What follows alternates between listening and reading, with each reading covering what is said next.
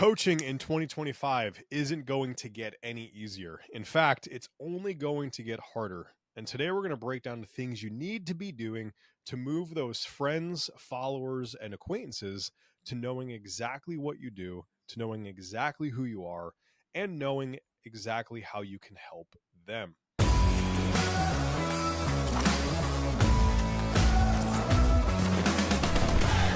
There are billions of people on this planet. There are enough potential clients for every single coach that is out there, yet none of us have enough clients, or at least that's what I continue to hear. So today, Andrew and I are going to dive in to that and give you some actionable steps that you need to be taking.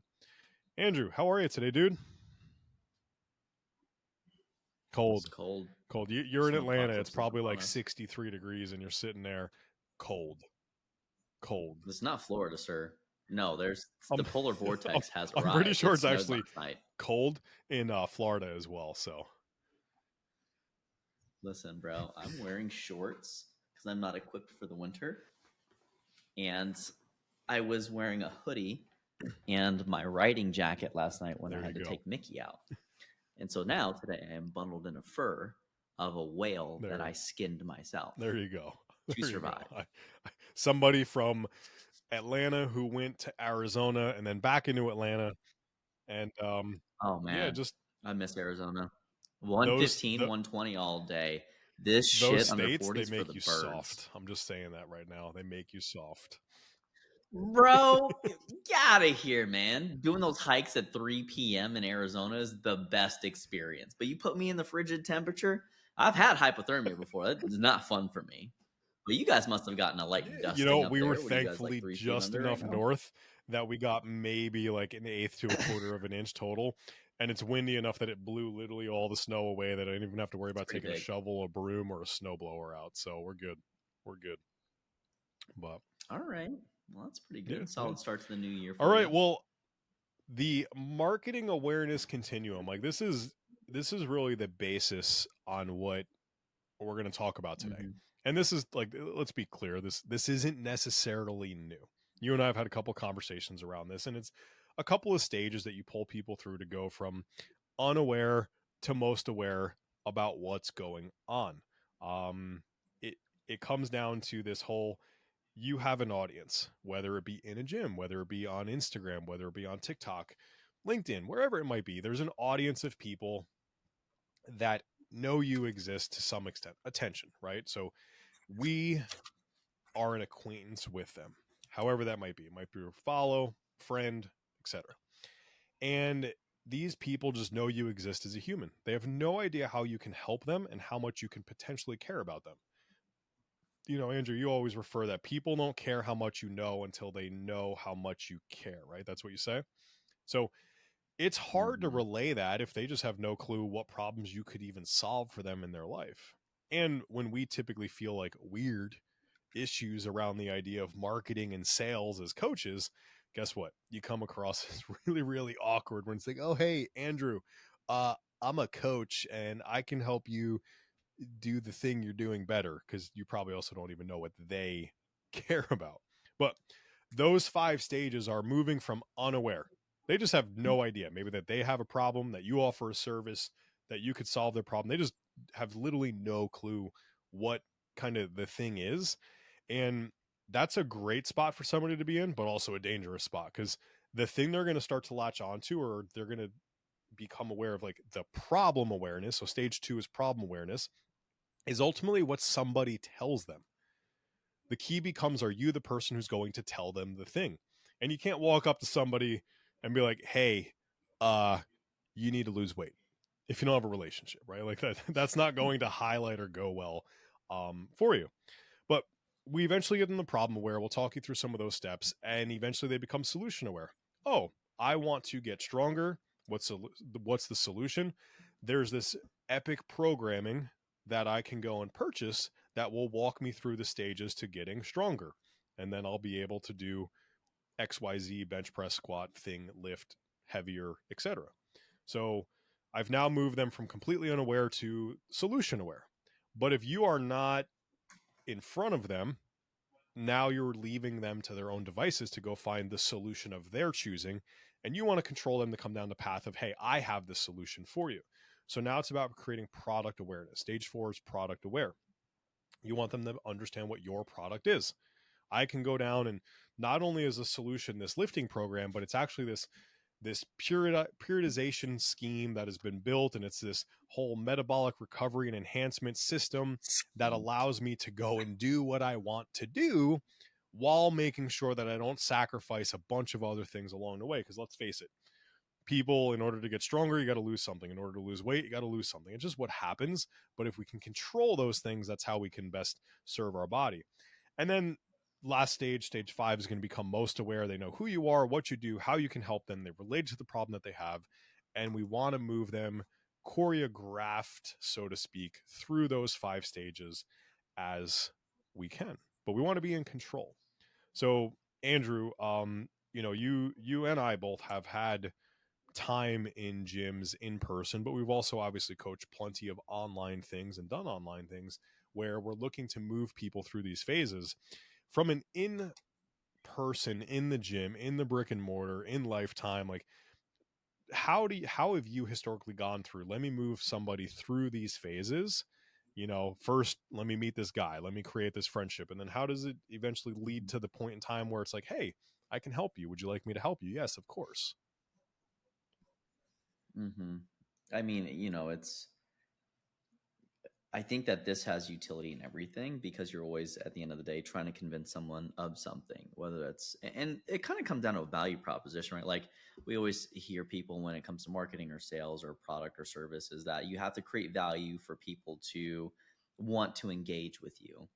And I kind of look at this as we have the problem awareness continuum, or if you have struggles with wrapping your brain around that, what we're effectively talking about is how do you get someone to go from a hand raise of self identifying that they have an issue all the way to handshake, which is where the business is done. And, there are the relationship is a strong component of overcoming psychological resistance, where exactly what you said earlier. And I can't remember who to credit for this, so forgive me, but um, you know, eh, caring is a precursor to value than knowledge is, unless someone already has a specific problem. So the idea, and this is where I think a lot of content marketing comes in, of how do you get someone from scroll to, oh, that's interesting, right? And you kind of had the ADA model and interest generation and like all the other weird things that, there's 50 different models to get someone to potentially become interested in something. But we find that when someone doesn't realize they have a problem, if you offer them a solution, it becomes something that you're like, hey, if you don't realize you've gained weight slowly over the years and you're the first person to tell someone you're fat, I don't want to go on a date with you, or whatever that is, you've now jumped a couple different things. It becomes offensive. You start to create a kind of a conflict heavy relationship. Well, we're going from unaware, someone's scrolling through, they don't know you, they don't know anything about you. Same thing when people are walking past you in the street. A lot of these principles are the same, they just change in terms of the medium. And so how do you get someone to want to engage with you? You have to create interest. And some of the ways that we can create interest is we create stories and we share secrets. So this is where when someone's like, hey, here's the top 3 secrets that I use as a fitness professional to get people super lean or to help them achieve their goals or whatever that outcome is, that's where we want to be more tangential before people are looking for something, in which case that's where they're like, hey, I want a consultation with you because I have this problem. Like that would be the hand raised component of how do you go from, I have this thing, you have a problem, I can sell you a solution, which is more or less what the transactional nature of business is and how people think like, well, I do coaching. No one wants to buy coaching. Let me tell more people about the coaching that I do. Let me tell them about the service I deliver. By and large, irrelevant because you're now standing in a crowded space of people that are also shouting, hey, I do coaching. This is what it charges and this is what it delivers. And you're like, not really a thing. If you start with a story or a secret, then people will start to identify themselves in that story. Storytelling is probably one of the best things you can do to get people to have their barriers and their defensiveness lowered in order for you to have the best chance of building something to actually connect with that human. Otherwise, you're kind of turning into an infomercial. So all that to say, stories and secrets are probably one of the best things that I've learned. And then you have things that are, like basically proof, social proof, right? Demonstration assets is another way of saying that, where now you start going from unaware to problem aware. People understand, oh my gosh, based upon the story, I see that this is a cautionary tale, and this is how we've taught children for millennia, for centuries, right? Of like, don't touch the snake. Remember what happened to Bob? Bob touched the snake. Bob died. Don't be like Bob, right? That would be one way for people to be like, oh, I don't want to fuck with snakes. And you're like, yeah, you don't, right? And then now they know that there's a problem. So then here are the benefits of messing around with the snake, and here are the anxieties, or here are the problems that happen. Toxicity, like this is where everyone talk about overeating, right? People are unaware. Hey, I had a client and all they did was eat Bob ate CC's too pizza many all day, Twinkies. every day. Don't be like Bob. Bob, we're going to beat Bob up, right? Bob, too much. So then what does Bob do? Bob gets fat. Don't be like Bob. AKA I now think we we're should get a translating shirt. things Don't be into like Bob. Don't be don't be Bob. like, don't be Bob, right? Or learn from Bob, right? But then we learn from watching other people. And one of the best things that we can understand about learning as a human species is that we learn fastest, and we're hardwired, and it's really cool in that we learn through imitation. And so this is when we see things like, oh, I don't want to do that. If you ever see someone in pain, you reflexively try to do the thing to not do that. So when we see people doing something cringy that we think is embarrassing, what do we feel? We feel like a secondhand embarrassment. So that's kind of what that does, is getting people to start to pay attention. But once they're problem aware, now you can talk about the benefits and anxieties, or the problems and the pain points. And then once you talk about that a little bit, now they start looking for a way to solve their problem. You've earned that trust. Now you can start talking about claims and social proof and testimonials. But I mean, let's be honest, how many people do you see putting out testimonials that they've never really developed any of those stories or anything else? And this is why people kind of suck with marketing unless they have a clear strategy of like, here's a story. Okay, now you understand you have a problem. Here's the benefits. Here are the obstacles. Here's the proof that I have, that I've demonstrated that I can now help you solve this problem. Sign up for coaching. By the way, if you sign up for coaching, maybe I'll give you a first time, discount or deal or whatever that looks like. But that's how I normally walk people through in a consultation format, where you've never met somebody. Now you're meeting with them for the first time. You have to build the relationship. You have to then understand what the problem is, which means you need to build trust. Otherwise, they're not going to tell you the real problem, which means that they'll have no real value in the solution that you offer them if you keep it surface level. So by and large, it's like the first 50% of the consultation is just building relationships and asking softball kind of questions where you just throw it up, and they're really easy to answer Don't because be it gets like them Bob. comfortable. Don't be like So Bob. that's how I leverage it. Don't Or be like learn from Bob. Bob. That's good ways. Those good two So two what about you? positioning statements there. But and it's Mm-hmm. funny. So you bring Mm-hmm. up the consult or the sale or whatever, right? And we have to move people from problem completely unaware all the way to most aware. And something we're breaking down and Yep. empowered, and over time we'll talk through here, is you can actually apply this awareness continuum in multiple facets in your business. But when we think about the attention side of things, so we're assuming that somebody is already, they're aware that you exist. They just have no idea about anything about you other than maybe your name and your face, right? I walk into the gym every morning and I have, I don't know, the same 5 to 10 people that say, hey, Steve, what's going on? I got one guy, one friend who he comes up and we chat, and it's always a good 4 or 5 minute chat every time. And I look forward to it. He's one of my buddies, right? And if I'm not there for 3 days, I know he's going to be like, all right, I gotta see what's going on with Steve. But I don't know where to find him. I have no contact information. I'm not sure where he lives. I have no other information other than he's consistently here, and right now he's not here. And I know that I have that one guy, right? He's that little bit of a level extra, but he knows nothing more about me. So I'm his friend in the capacity of we see each other at the gym. The journey becomes, how do I get that relationship that is budding, that's starting, to go from I'm friend to I am likely a trusted expert who can solve a problem that he has. And that's the big thing. Like, that's really the journey we want to bring somebody on. So on the internet, in person, wherever it might be, the journey is always the same. The tactics are going to change a little bit. But to your point, if I just meet my buddy who always talks and I start shoving testimonials in his face and he's like, wait, I didn't even tell you I had a problem. That's not my problem. Like, I don't get it. Same thing happens on the internet.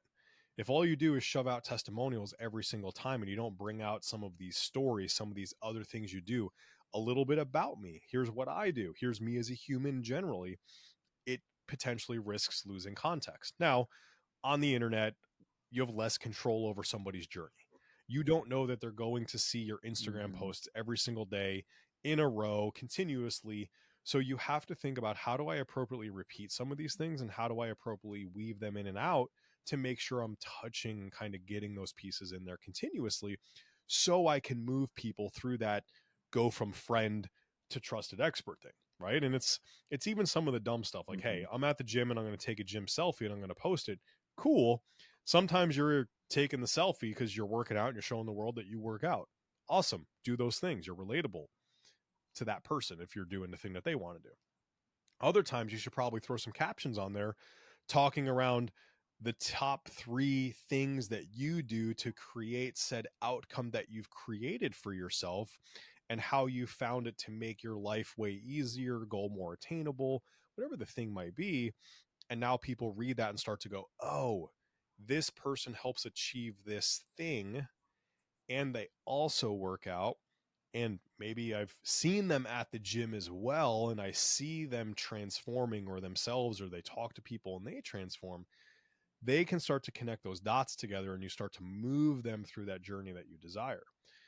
So you have educational content. Here's some tips and tricks and tools and things that I like to do, right? Like, you're going through right now a ton of posting on YouTube for movements and giving, basically, here's a movement library. You want to know how to go do a bretzel. Andrew has the bretzel with an overlay because he's been learning to edit on Oh YouTube, man. on our YouTube channel, but it's giving value. And, we are, people will find that and go, oh, this Andrew guy, this company Beyond the Pump does this thing. They help people with this. Now, sure, somebody who is a gym, enthusiast, and they're working out for themselves might find it and might go, oh, they're talking to coaches. That's not who I want. They still get value though. Good interaction. Maybe they're like, hey, I wonder if they do some type of programming because I like his thing that he does. Sure, of course we do that. The coach finds it and goes, man, I can take these and reuse these in my workout programming. And you're saving me hours from having to worry about record them, edit them. I don't have to look like an idiot in the gym and lighting and all these things. Man, this Yeah. is Oh man. amazing. I can use this stuff. Oh, and it's Andrew who has 87 certifications. So I know that it's being done right. Yeah, totally down. And so you just move people through this, and you want to, as much as you can, pepper throughout their journey the things that they might be interested them in, to lead them to ultimately where you want to, which is, hey, I do have a solution for you. I have a way to enhance Mm-hmm. your life and make it better. Here's the thing. But you want to get them to go, hey, do you have the thing? Like, can you help me with this? Yeah, absolutely, I can. Because if you got to shove it in their Mm-hmm. face, all of a sudden that becomes an entirely different game. Mm-hmm. Well, I think you bring up something interesting too. Is like when you think about the nature of content, it only circulates to so many people at a time, and so people that are worried about posting repetitive content, I think that it's really important for you to spend a lot of time as you're producing these assets and as you're producing like these stories. I would say probably 60% of your content should be stories to help raise as much problem awareness that then, if you're trying to capture all these people, now enough people start to see that, oh, this is a cautionary tale. Like, Bob eats fast food. Bob wants to lose weight. Bob can't lose weight. Bob stops eating fast food. Bob loses weight. Right. So now you start doing that. Now people are like, oh, okay, there's a lesson in there at the same time. It's a story. It's something that's not threatening to me. And now eventually you're like, you start to direct them, whether it's in your copy or whether it's giving them a follow up card or whatever that looks like. But the majority of people should do more storytelling instead of informational sharing, which we find is pretty rampant. Like, I remember there used to be these, I used to have and I still consider him a close friend, but he got me into the world of the big box gym. And he would walk around and he would like, hey, you're a fucking idiot. You shouldn't be doing that exercise that way. And so it turned into this. He developed a very specific reputation inside of this facility that he was very competent, but he wasn't super warm. And so that was a little bit of a deterrent for certain individuals that, there's the saying, if you want to catch more flies, use honey. And that is something, obviously, that wasn't his brand. So it took him longer to have people that do appreciate that style of coaching to start to seek him out, to start to look for, I don't care if you're going to say things in a very specific way that I'm receptive to. I just want the information itself, and then I want you to make me better. And we call that Russian style of coaching, which is like, I don't really care about your feelings. The work is the work. Don't be a little bitch about it. Right. And that doesn't go well for a lot of people. Reasons So or this is where, as you're results. doing this stuff, reasons are result. Yeah, 100%. And so like there's an element of supporting and challenging, and different coaches are going to have a different composition of, do you challenge your clients more so versus support them? And then you find the cheerleader types that tend to be overly supportive and not very challenging. And then you kind of find that, how much 60/40, 30/20, like, and obviously different situations are going to call for different compositions, but that's where, when we talk about stories, your ability to convey who you are, your personality through that story, is really the magic in having people become interested in what you have to say at all, versus what I hate so much. And I say that I hate this, but it really just, like, I unfollow, or I like just do my best not to pay attention to content that's like overly informational, unless it's about information that I inherently know that I'm looking for, which I can go and do independent research and find anyway. So I'm not really looking for any information. So I just scroll past those all the time. It's not compelling in 2025. So, I mean, I think that, the more you can tell different stories and the better you get at teaching lessons through stories, it's like being that wise old person in a village. People just always want to gravitate. They always want to hear what they have to say. Like, think about Morgan Freeman, right? Everyone wants to hear what Morgan Freeman says. If he ever speaks, that there's some wisdom, whiskey wisdom, about to come out of his mouth, and you just want to hear it. And he's usually not super like, you have to do this, which, admittedly, I struggle with, because I tend to be very inherently like directive as a coach, and it doesn't work out well for me all the time, at least out Well, of and the it's, gate. I think So, with that and the stories and how you approach people and reading them and what that relationship kind of conversation currency looks like, it mhm, is gonna it is gonna get them to go down that road of like, oh hey Andrew, tell me more about the thing, right? Like it's hard to go mhm, from mhm, potential lead, attention marketing world into conversation, and you have to force it to happen, but you want to almost create a situation where it's like, oh, this person provided so much value in this thing. The next mhm, logical step for me is to actually go down the road of saying, hey Andrew, can you help me further, right? And that's like, hey, these things are mhm, common. Like, we have 100%. different polls, you can DM people and have conversations, you can create ebooks. Some of the educational content that you do and should put out there is going to help Mhm, mhm, promote that conversion, but without the stories and the connection and pulling people through the journey, it it kind of becomes, how relatable are you, and you're reducing the subset of the population yeah. that is probably going to want to talk to you based upon just who you are naturally. And listen, two people show up and they walk into the door, and you got you and I standing there. Depending upon what they want, how they perceive us, who they are, their life experiences, they're likely going to gravitate towards one or the other one of us. Just how life is. So that exists everywhere Mhm, that you exist right now, again, online, in person. But what you mhm, want to truly mhm, think through is like, hey, for me to make a purchasing decision. So if you're a coach, you're listening to this thing, you're at this point in the episode where, 15 minutes in or so, 25 minutes in, I think, actually, at this point in time. That's And to say. it It went always goes fast. fast. I just Um, looked up. I'm like, oh That's shit. why, like, we spend a day like with people in person and everything. Yeah, we got plenty of time, these 2-3 hour blocks and everything. We're like, where did No, 19 hours go? Like, how did it get to 1 a.m., guys? dude. Um, Honestly, it- we worry yeah, about filling it, and but it just goes. We can't you go put down everything this in road and there. it's like, what journey did you take to become a coach? Because you post all this educational stuff because it's what excites you. You go down this road, you're like nerding out and doing all the things, and it's the stuff that you love. But on the other side of that, think about the person who doesn't love that stuff, which, if they loved it, would probably be sitting in the same chair or the same spot as you are. Well, what journey did you go down to figure out who you were going to purchase your first piece of educational material content course from? That journey that you went down is the same journey that somebody else has to go down, but not to become a coach, not to understand kinesiology and biology and movement and myofascial release and all of these things, but rather, how do I lose weight if I'm Bob? How do I go down this road? And it comes down to like, okay, cool. Bob probably knows he needs to lose weight because he's eating too much fast food. He probably knows that.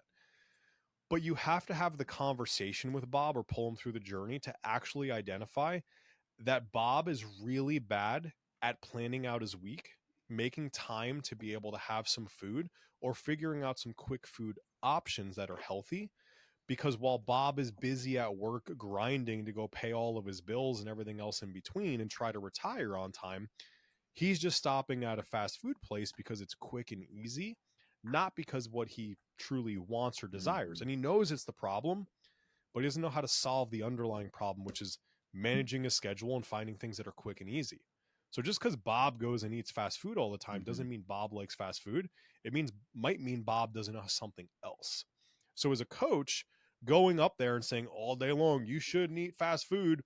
Well, guess what? There's plenty of people who have gone out and proven if you eat fast food appropriately, you can actually lose weight and probably gain muscle.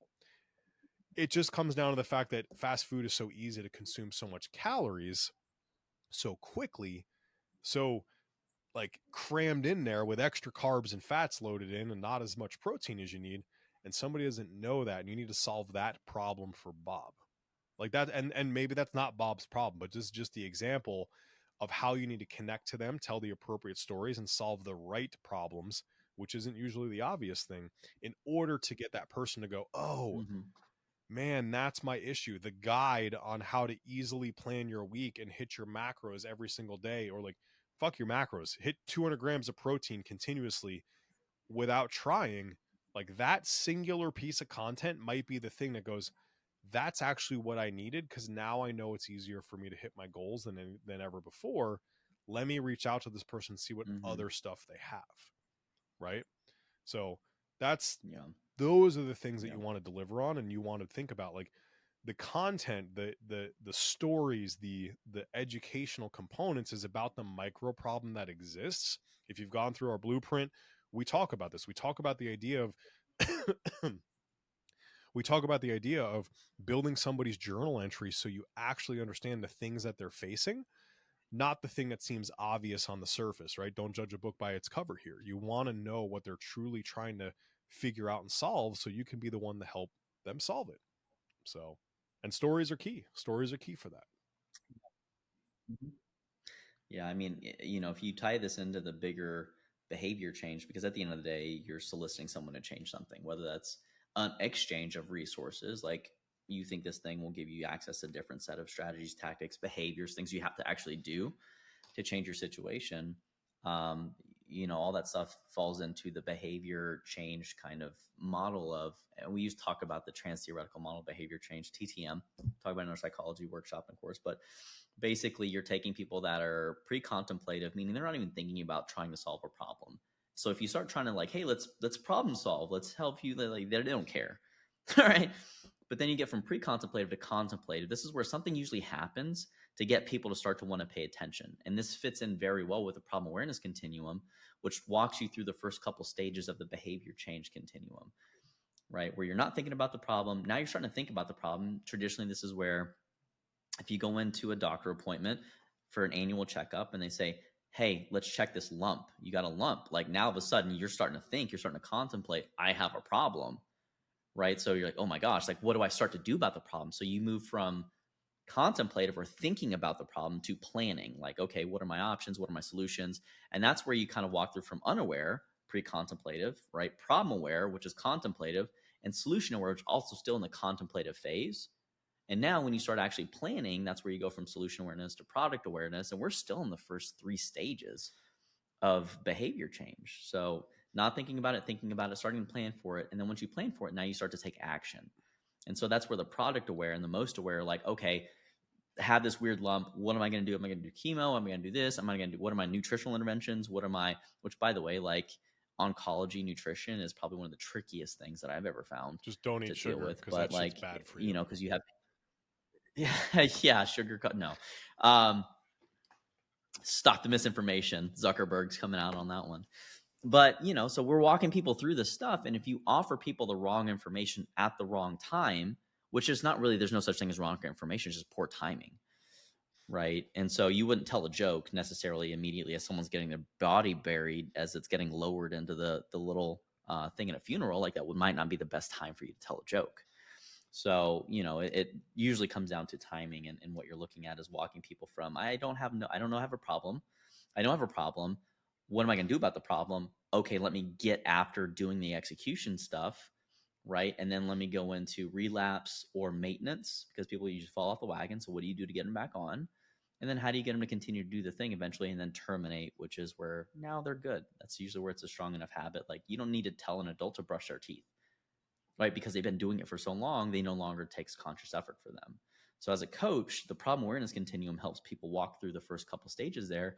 And you might even need another strategy or tactic like motivational interviewing, to get people to know that, okay, well, I know what to do, I'm just not doing it. Well, you have a motivational issue there. Why is your motivational issue in existence? Is it because you don't feel resourced? Is it because you don't have enough intrinsic motivation? You need the carrot and the stick until you develop that habit, which transaction psychology, doesn't really work, being on an extended period. So, point being is that you got to create a desire for change, which is motivation, right? Motivation is traditionally going to be associated with that. You can do it externally. Motivation's I'll give you $1 bullshit. million if you do one social media. I'll give you $1 million if you do one social media post every single day for a year. Most people would be like, yeah, that's amazing. That's an external thing, right? Versus like, I want to do this because I think the industry is really messed up, and we want to change the narrative, and we want to change the access that the general health consumer has to quality information professionals that actually care, which is what we do here, Beyond the Pump. That's why we do this. It's not for the paycheck. I know it's a big surprise for everybody, right? But we actually do want to change the narrative in the industry, and we want people to become great professionals that can then be local community health leaders. And so that's why we had the education stuff and everything else. But long story short, I hope that was helpful, like stories and how that fits in with the behavior change model, also marketing, also coaching, like everything where you're trying to get someone to do something. This is a really helpful paradigm for you to start to get them to want to do the thing. At the end of the day, is how I look So, at it. kind of bookending this on the other side, we have a couple of key things there that we went through, but there are a couple of pitfalls that you want to avoid, right? I would say big thing number one we want to focus on here is don't be salesy when it's an inappropriate time to be salesy. You walk up to somebody on the street and you have no prior relationship and you shake hands, it's probably not the right time to say, "Hey, do you want to buy this thing that I have?" Because guess what? They You didn't move them through the continuum. They don't know what you can truly solve for them. Just because you're a coach and you might be a world renowned, the best coach ever, you might be freaking Elon Musk. And if they don't recognize you and know, oh yeah, he's got Starlink and this internet thing and all that stuff, like it doesn't matter. So don't be salesy. Wait until it's an appropriate time to have the sales conversation. And then it's not salesy. Most time coaches are like, oh, I don't like sales. Well, it's probably because you sucked at getting them to the point in time where it was ready to actually have that conversation, at which it's just a decision making conversation. If you can truly help them, you owe it to them to get them to Yeah. purchase whatever Mm-hmm. service you're offering. It is literally your duty. And if you Mm-hmm. don't do that, you suck. I love you, but you suck. Yeah, Not yeah, as a person, yeah, just in yeah, that skill yeah. set. I Just don't, so I we're don't, I don't want to hurt your feelings. Everyone's like, "Oh no!" You're like, "Yeah, you're trash as a human." They're like, But like, unsubscribe. they, no, Edit no, all keep this this out, in, Michelle. keep Edit this this in, part keep out. this in. Michelle's a rock star, by the way, everybody. Michelle's a rock star.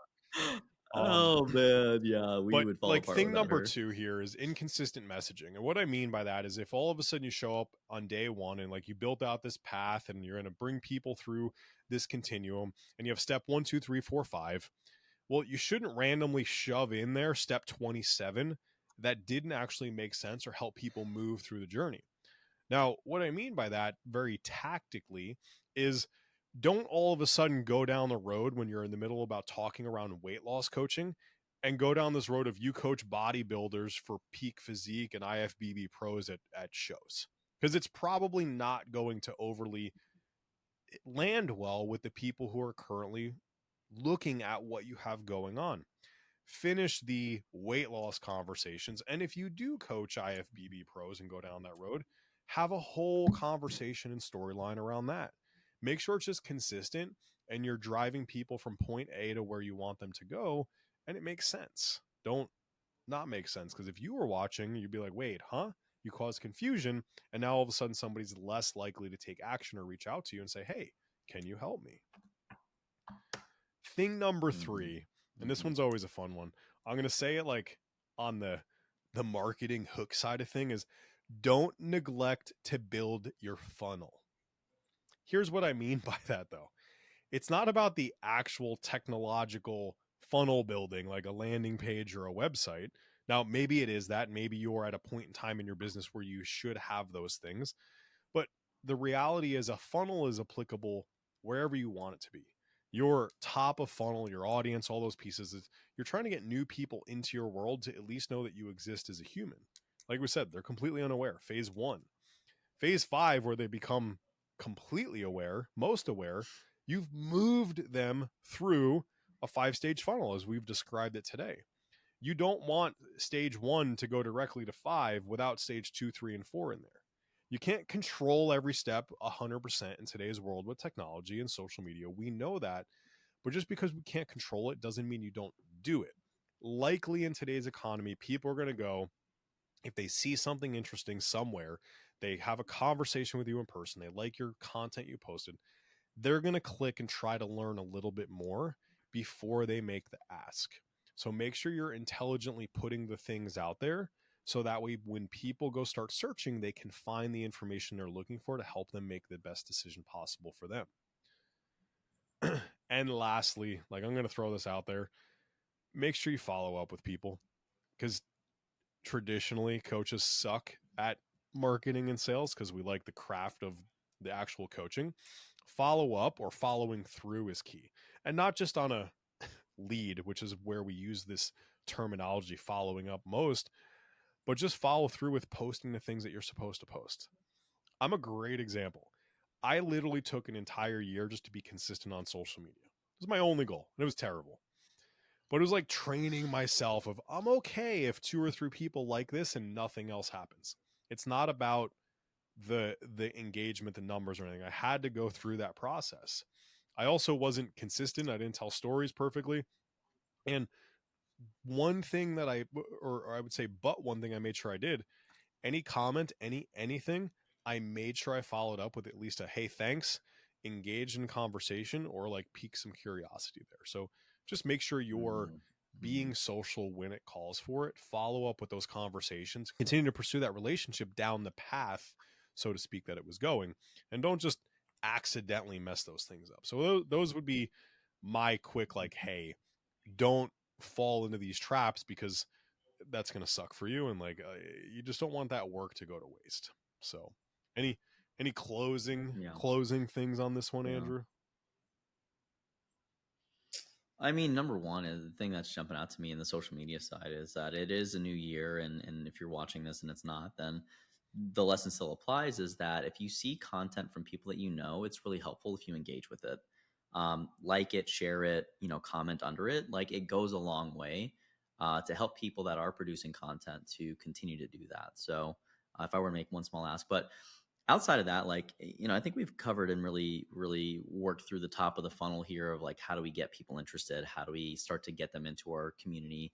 How do we create value? And my question is as we think about storytelling, which is really the most valuable skill I think you can master as a coach in this 2025, outside of obviously the coaching stuff, but what makes a story compelling? What makes people want to stop and listen? And I would love for you to comment your thoughts below, because it does go such a long way for you to start to share, like, hey, these are things that I think are interesting in a story. And just one quick storytelling tip: as you're doing the storytelling in general, you want to tell it from a first person experiential status. You don't want to talk about it like you're a third person. Like, an example of that might be like, here I am walking through Walmart, and as I'm looking at the shelves, I notice that, and I get this really weird feeling, and I look over my shoulder, and there's this guy staring at me with his hand in his pocket, making a quick gesture. You're like, I don't know what that is, but I don't want anything to do with that. Versus like, yeah, there was a guy at Walmart that was doing something weird in the aisle. Like very different level of engagement Why from is having that the someone that's wearing a example? Like trench what coat why doing you, questionable things. I don't know. I just thought it was something that was different enough that novelty will create interest. So that's a way of me telling a got it. story that's like, what the fuck is this? And now you're like, what is he talking about? And clearly the guy was playing pocket pool in Walmart, It's a good right? thing that So these videos are rated explicit, I suppose. yeah, for sure. But my point is that like you can talk about like guy trench coat doing something weird. That's one story example. The other is I'm walking through Walmart. I have this thing. I feel weird. I turn around and you kind of start to do a yes, but or no, and. And if you guys want to talk about storytelling composition, if you comment below, we'll see that this is getting enough attention and maybe we'll do an episode on storytelling formatting. But that's really it. That's all I got. Tell good Tell good stories, stories. move people through that Tell process, good move them stories. from all the way phase one, step one, unaware, all the way to most aware. You need to become positioned as that Mhm. expert. You can't force it.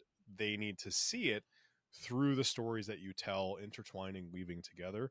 And that's how you ultimately become that person of interest for the, so to speak, that person who's wanting help, right? Hey, Andrew. Hey, Steve. I'm Bob, and you guys can help me solve my problem based upon all these things that I've seen. And that's what you want people to see and hear and know about you. So, um, that all said, we'd appreciate it if you subscribe to us if you're not already. Like the video, throw us a comment on things you want to learn about. That's how it helps us to come up with some of the ideas that we're going to chat about and bring to you. So keep those going. The DMs are awesome. Keep throwing us questions there. That's great. Just helps us out a lot. But otherwise, look at that. Look at that screen. One of us has an Apple, and we don't need to say who, but one of us does.